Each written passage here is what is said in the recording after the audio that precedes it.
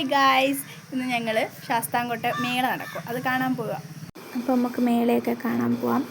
ഞങ്ങൾ രണ്ടുപേരും കൂടി ഒരുങ്ങി പിള്ളേരുമായിട്ട് നമ്മളെല്ലാവരും കൂടെ പോവാ.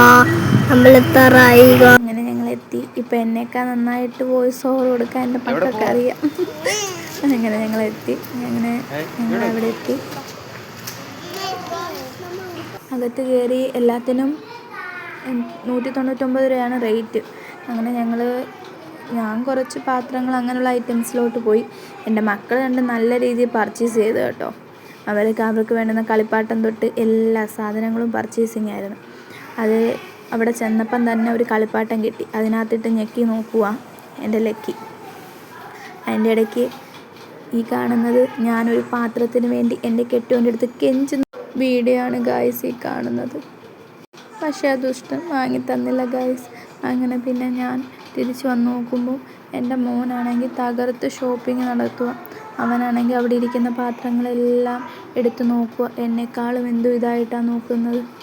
എന്നെക്കാളും എന്തായാലും നന്നായിട്ട് ഷോപ്പിംഗ് ചെയ്യാൻ എൻ്റെ മക്കൾക്കറിയാം. എൻ്റെ ഇടയ്ക്ക് കൂടെ ആദ്യം വന്നിട്ട് ഇതൊന്നും നമുക്ക് വേണ്ടടാ എന്നും പറഞ്ഞ് വിളിച്ചുകൊണ്ട് പോവുക.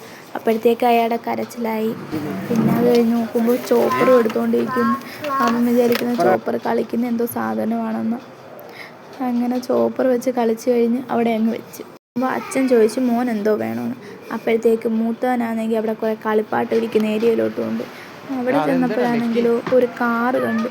ആ കാറ് വേണമെന്നും പറഞ്ഞ് പിന്നെ അതെന്താ ഓടാത്തതെന്ന് നോക്കുക രണ്ടുപേരും കൂടി.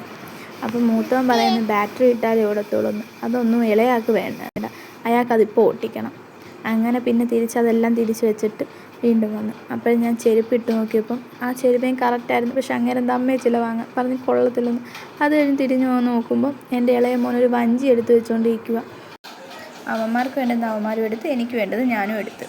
നല്ല ഷോപ്പിംഗ് കേട്ടോ, എല്ലാവരും വരണം. പിന്നെ വലിയ വിലക്കുറവൊന്നുമില്ല, എന്നാൽ നമുക്ക് വീട്ടിലേക്കുള്ള സാധനങ്ങളും ഒരുവിധം മേടിക്കാം.